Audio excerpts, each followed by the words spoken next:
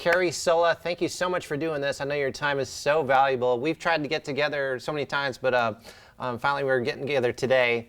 I thought we'd maybe reminisce really quickly. So earlier this year, you turned pro. What was that like turning pro, getting the IFBB pro card?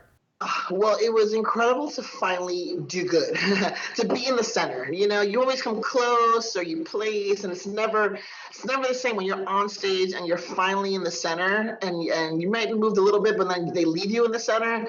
That, because usually that means, you did well. That usually means you won. That was an amazing feeling, especially since my last show, I did the Arnold Amateur, and I knew I wasn't ready, but I had already paid and, set up the whole trip. So I said, let's go for the experience. And it was a total flop. I looked my worst. I knew it. It's funny how when you're doing your like coach check-in pictures, with the right lighting, you look decent. But on stage with those lights, you can't hide any flaws. So it was good to redeem myself after a failure.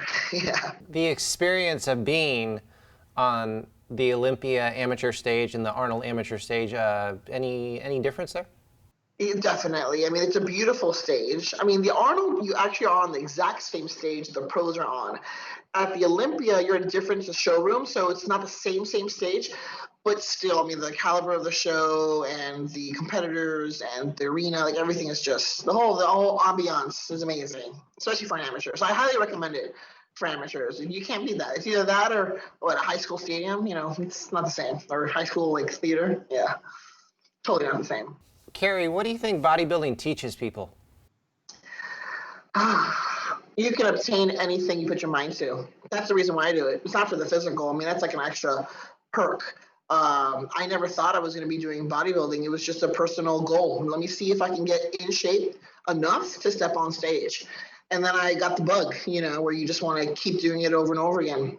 So it teaches discipline, and you really could do anything you put your mind to. Something this off season that you're going to be working on specifically with your body? So I'm not narrow at the waist. I'm Cuban. It's a genetic thing, I think. So I'd like to make the illusion that my waist is smaller. So in order to do that, I need to make the legs wider and the back wider and the shoulder caps wider. So it creates that V taper. It's more of an illusion. I'm actually waist training. I don't know if that's going to work, but we'll see. Trying anything. Yeah, that or remove ribs. And we're not going to do that. Some people do that. Wow. Really? Yeah. There's some people, girls do crazy shit these days. Yeah. No, you don't want to do that. We're early. We're still, we're at the end of the year, but any thoughts of where you'll be making that pro debut? So I was thinking about the Puerto Rico Pro. It's in May. I was hoping that it would be later in the year to have a longer off season. But my coach goes there. A lot of his clients compete there, and everyone recommends that it's a great show to start. So that'll probably be it, mid-May, like May 20-something. Team OG, what do they like to work with? I love it. He basically pushes me to a point that I didn't ever push myself before. I thought I pushed myself to failure, but I realized after working with him, oh no, like this is actually failure. Like you really can't get one more rep. So that, and also he held me accountable. It's different. Like I've worked with online coaches before, which are great, but when you're going to see that person every day or every week, you don't want to let them down. Like they put their trust in you.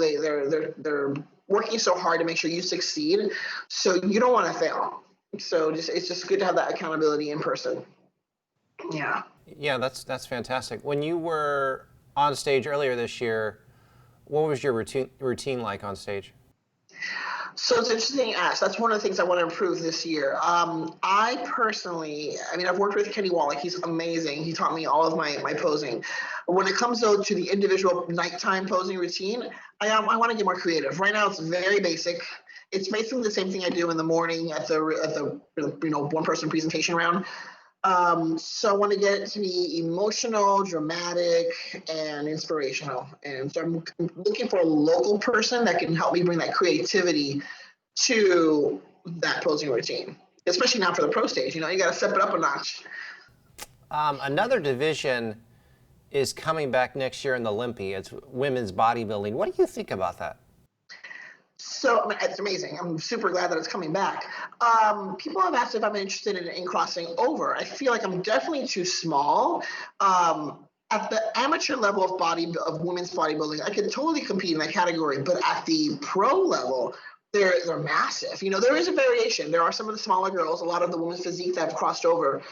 So I don't know. I mean, as I continue each year putting on some size, that may be where I end up going. Especially, I've heard rumors that they might put a weight cap to women's physique. If they do that, a lot of us aren't going to be able to do women's physique anymore. That's interesting. I didn't know that. Kind of like men's classic. Yeah. It's by height and weight. Yeah. Yeah. So I mean, I prefer the women's physique look over women's bodybuilding. I prefer also the posing. So I feel like that's my niche. So, but we'll see. We'll see. What do you think it takes to have good stage presence? Confidence. I will tell you this, I have stage fright. So part of the reason why I compete is to break through that fear. It's a challenge, you know, it's every time it gets easier. I mean, the first time I was a nervous wreck. Each time you compete, it gets a little bit better, a little bit easier. You know what to expect. But yeah, I would say you need to be calm on stage and confident. If you're insecure, if you're freaking out, that shows. And you have to know how to pose. I mean, posing is everything. You can have a phenomenal body, but if you don't know how to display it, you're doing yourself a total disservice. So posing is key. Yeah. A lot of people, they come up to you, they're inspired by you. Yeah, it's weird because I'm not used to that. I mean, my entire life, I was just a normal, you know, Cuban body girl. And I started doing this about 6 years ago in bikini. And it was funny, people's reactions. At first, they were like, "Oh, you're getting too thin." You know, they don't understand the concept of competing and you have to be lean or that. And then it was like, "Oh, you're getting too muscular." And now it's people look at you like you're a circus animal. But the people who get it, they will come up to you and give you a compliment and say, "Oh, you inspire me."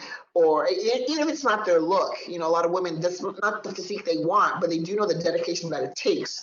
So they definitely, they will admit that they're inspired. And, you know, actually, I have a funny story. I get sucked into the weirdest conversations.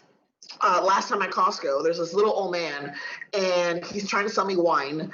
And then, by the way, everyone always asks for diet advice. You know, it gets to the point where you want to say, "Hey, I'm off today," right? But this little man wanted to show me videos of him jump roping. So I get sucked into this like 10-minute conversation watching this little old man jump roping. And I'm like, this is fabulous. And so he wanted to show it to me in a way like it encouraged him to get back into it because he hadn't done it in a while. So it's just funny how you do affect the most random people when you don't expect it. Okay. I'm going to ask you a silly question now. I'm allowed one silly question in an interview. I love it. Go for it. You can have more than one silly question. No, I'm not going there.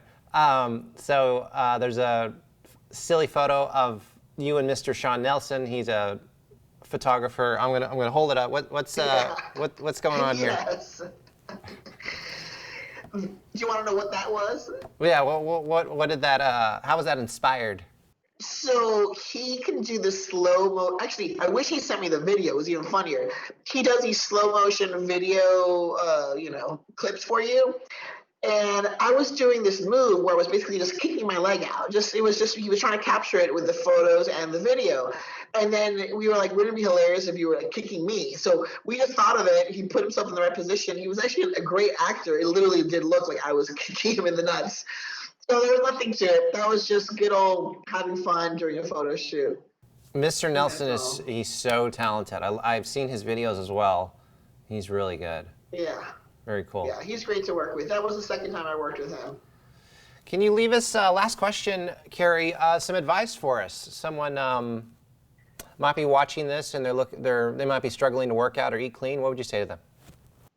Well, I'm going to tell you two things, actually. First of all, the advice is consistency. You can't expect it to do it one day and then not do it for 4 days and then maybe come back in a month. Like, the trick is consistency and dedication. And yeah, you're going to fall off the wagon, but just get right back on. Like, life happens, right? And don't let anything stop you. I mean, people live in the world of excuses. Right now, I just got diagnosed with ankylosing spondylitis, which is an autoimmune disease that attacks your joints. And I've been dealing with the pain over the past 2 years, and I had to just work around it through this last prep. I had no idea exactly what it was. I knew something was going on because I was in extreme pain, couldn't squat, couldn't deadlift.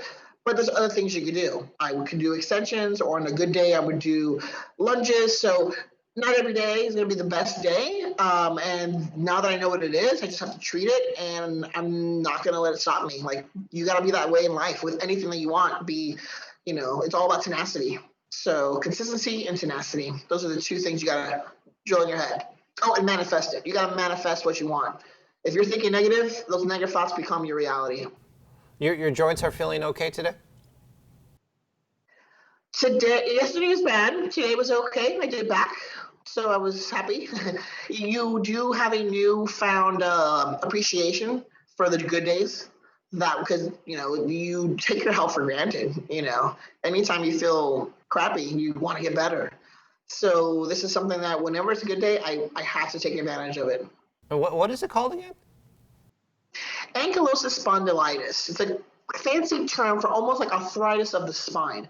And if you don't treat it, your spine could fuse together. Those little people that are crunched over with like a cane? That could be me one day saying, I used to be a bodybuilder. But if you treat it early, you catch it early, you have to take something called biologics, which suppresses the immune system, which is dangerous in the sense that you can get infections or sick more easily. But without that, it will progress. So the trick is to catch it while it's young, early, keep it from progressing, and then hopefully the pain will either minimize or not get worse. Sure. I have a history of back pain. So this is all very new. Like literally happened in the past week. Sure. Okay. Well, we wish the best for you, and thank you so much for your time. I know it's incredibly valuable, and thank you for doing this. I really appreciate it. Anytime. Looking forward to the next one. Hopefully when I win a pro show.